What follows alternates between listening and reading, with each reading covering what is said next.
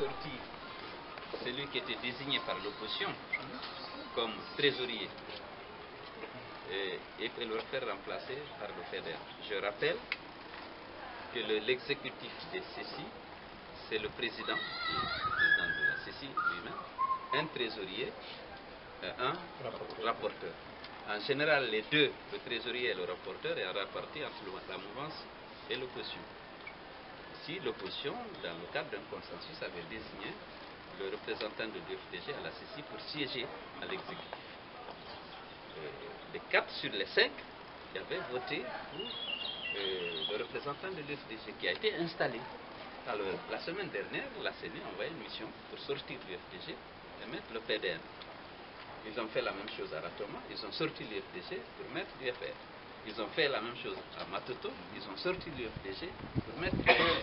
Ils ont fait la même chose à Kaloum, ils ont sorti l'UFDG pour mettre le PDM.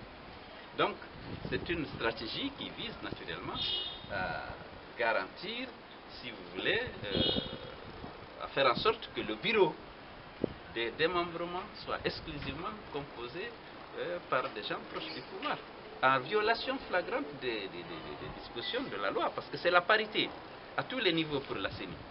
Vous avez la mouvance et l'opposition. S'il y a 2 postes, on les répartit par consensus.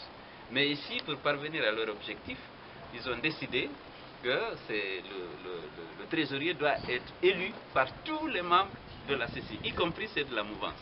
Comme c'était préparé, ils ont décidé de faire élection, procéder à l'élection. Naturellement, nos représentants n'ont pas accepté.